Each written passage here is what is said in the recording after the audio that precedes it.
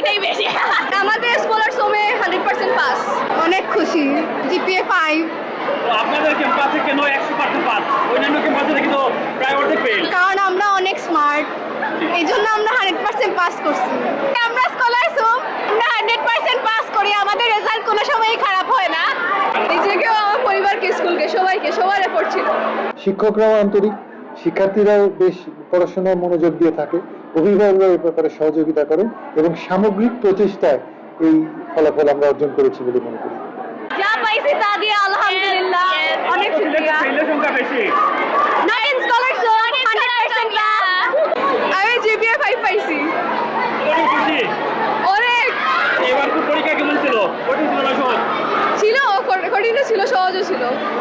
কোন সাবজেক্টে বেশি মার্ক হচ্ছে? বায়োলজি। নিজেকেও, আমার পরিবারকে, স্কুলকে, সবার এফোর্ট ছিল। আপনারা জানেন, ইতিমধ্যে বলেছেন যে সিলেট বোর্ডে এসএসসি 2026 পরীক্ষায় 58.33% শিক্ষার্থী কৃতকার্য হয়েছে এবং তার মধ্যে জিপিএ 5 পেয়েছে 4.29%। সেখানে আমাদের স্কলারসম শাহিদা ক্যাম্পাসে 200 জন শিক্ষার্থী পরীক্ষায় অংশগ্রহণ করেছিল এবং 200 জনের মধ্যে 142 জন এ প্লাস পেয়েছে, যার মধ্যে বিজ্ঞান বিভাগে 128 জন এ প্লাস পেয়েছে, অর্থাৎ প্রায় 86.50% শিক্ষার্থী এ প্লাস পেয়েছে এবং পাশের শতাংশ 100%। সকল শিক্ষার্থী কৃতকার্য হয়েছে। এর পিছনে কিছু কারণ আছে। আপনারা জানেন যে স্কলারসম শাহিদা ক্যাম্পাসটা হচ্ছে একটি সম্পূর্ণ ইংরেজি ভার্সন, ন্যাশনাল কারিকুলাম এখানে পরিচালিত হয়, কিন্তু তারপরে এই সাফল্যের পিছনে কারণ আমাদের শিক্ষার্থী এবং আমাদের টিচার্স যারা আছেন, শিক্ষক মণ্ডলী যারা আছেন এবং আমাদের শিক্ষার যে একটা পরিবেশ, এই পরিবেশটা এটার মূল কারণ। এছাড়া অবশ্যই অভিভাবকদের বিশেষ কৃতিত্ব আছে, তারাও অত্যন্ত আন্তরিক, তারাও আমাদের সাথে অনেক সহযোগিতা করেন। আমাদের কিছু নিয়মকানুন এবং ডিসিপ্লিন আছে পড়াশোনার ব্যাপারে।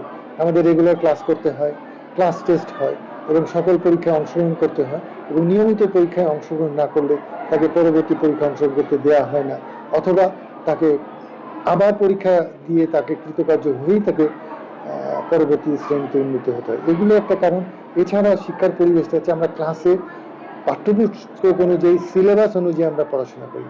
বছরের শুরুতে আমাদের সিলেবাসটা তৈরি হয়েছে এবং পুরো বছরে কতটুকু করানো হবে, কখন পরীক্ষা হবে, কতটুকু পরীক্ষায় কতটুকু অংশ পরীক্ষায় থাকবে, এই বিষয়টা বছরের শুরুতেই নির্ধারিত করা হয় এবং সেভাবে শিক্ষার্থীদেরকে জানিয়ে দেয় এবং তারা সেভাবে প্রস্তুতি নেয়।